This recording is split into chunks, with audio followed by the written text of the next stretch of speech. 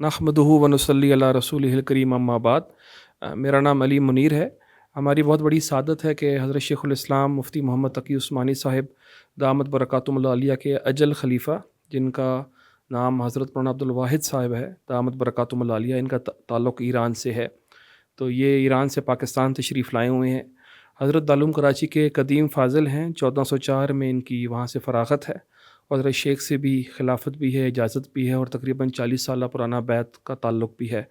اس کے علاوہ حضرت مولانا عبدالواحد صاحب دامت برکاتہم العالیہ مصنوی شریف کی علوم کے بھی ماہر ہیں، اور ایران میں جگہ جگہ ان کے دروس بھی ہوتے ہیں، تو مضبوط علمی روحانی شخصیت ہیں۔ تو آج حضرت مولانا عبدالواحد صاحب کے ساتھ ہماری حاضری الندوہ لائبریری میں ہوئی، مفتی سعید احمد خان صاحب دامت برکاتہم العالیہ کی حاضری ہوئی۔ الحمدللہ سارے معمولات اور ساری حالات کو دیکھ کر دل خوش ہو گیا۔ اللہ تعالیٰ اس کو دن دگنی رات چگنی ترقی عطا فرمائے، اور ہم سب کو ان کے فیوزات سے مستفید فرمائے۔ جزاک اللہ خیرہ۔ بسم اللہ الرحمن الرحیم۔ اللہ تعالیٰ کا بہت کرم اور احسان ہے کہ آج مجھے اس عظیم لائبریری اور کتب خانہ میں لے آیا، اور یہ ہمارا ساتھی جو ہیں منیر بھائی مجھے دارالعلوم کراچی ملے تھے اور اسلام آباد آنے کے انہوں نے دعوت دی، اور 2 سال کے بعد مجھے توفیق ہوئی یہاں آنے کی، اور میرے بہت بڑی سعادت اور شرف بھی ہے کہ میں اس عظیم لائبریری میں پہنچا، جو حضرت مولانا ابوالحسن علی میاں رحمۃ اللہ علیہ کے ہیں، اور علی میاں سے ہم بہت پرانے ان کے کتابیں پڑھتے رہتے تھے، اردو میں، عربی میں، اور اس کے بہت سارے کتابیں ایران میں بھی فارسی میں ترجمہ ہو چکے ہیں۔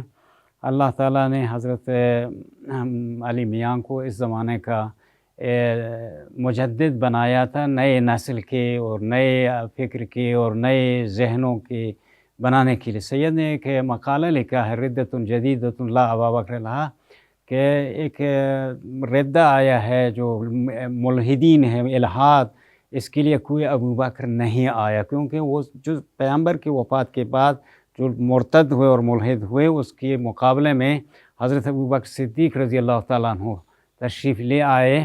تو اس لیے سید نے بھی کہا بھی، میں حرمین میں گیا تھا، خمینی ادھر مجھے ملا، اور انہوں نے کہا کہ آپ نے ایک بات کہی، لکھی، اور مجھے پسند بھی آیا، لیکن آپ نے نام اگر لکھتے ردۃ جدیدۃ لا علی، یہ لا ابا حسن، یا لا ابو حسن، بہت مناسب ہوتا تھا۔ میں نے کہا کہ شیخ ایسا ہے کہ ردہ کے لیے ابو بکر ہے، قضیہ کے لیے علی ہے، ہاں، قضیۃ لا علی لا ابا حسن، لا ابا حسن، ولیکن جب ردہ ہو تو وہ ابو بکر کی مناسبت ہے۔